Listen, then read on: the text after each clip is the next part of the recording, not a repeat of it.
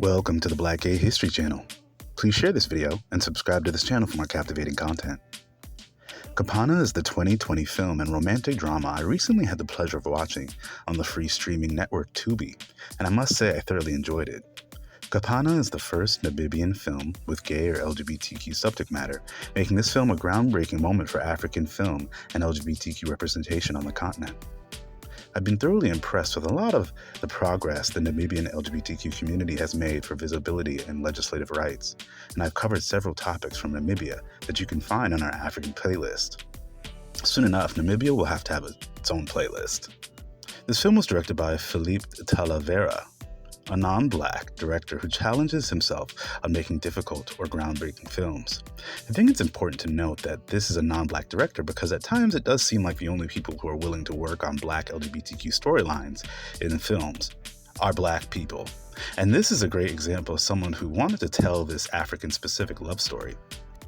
The director mentioned in online interviews on Namib Insider how many Namibian actors turned down the role because they didn't want the film to ruin their careers in the African media, and that the starring actors had to be very brave to be a part of this first for the country.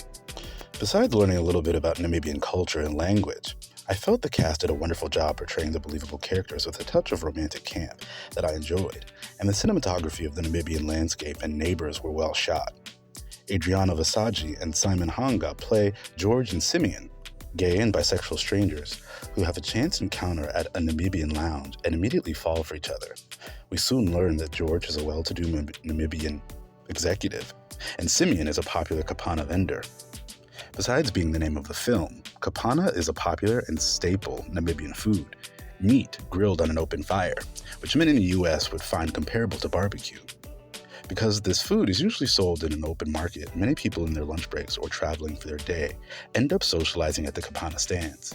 Many of the most important and intense scenes happen at the Kapana stand where George, an openly gay man, struggles to communicate with Simeon, who prefers to stay closeted. I enjoyed the chemistry between the two lovebirds, and there were some very cute love scenes mixed in throughout the film. I also really enjoyed that they brought up some teachable moments about HIV, even if that particular scene came off as an infomercial. I'd rather the information get out than not at all. Hopefully more people globally are becoming educated with the knowledge that people living with HIV who are on their meds consistently cannot sexually transmit HIV to their partners with or without condoms. After doing the research, this film reminded me that there are so many LGBTQ film festivals in the US and Canada that we should be supporting to see the best new LGBTQ film content. Kapana came in second for Best International Film at the Atlanta Out Film Festival, which has been throwing film festivals since 1987. Adriano Visagie would win the Kingston Reel Out Award for Outstanding Performance in a Film, a Canadian film festival that has been active since 1999. Though this film is only an hour long, it definitely felt properly fleshed out, like a full-length film. And I also love that we were introduced to many different kinds of characters and languages and demographics in the movie. There have been some great moments for gay African cinema we have mentioned in our African and movie playlists like Dakan, Ragtag, and The Wound, and Kapana is another great addition to the collection. I'd love to hear what you all think of Kapana in the comments.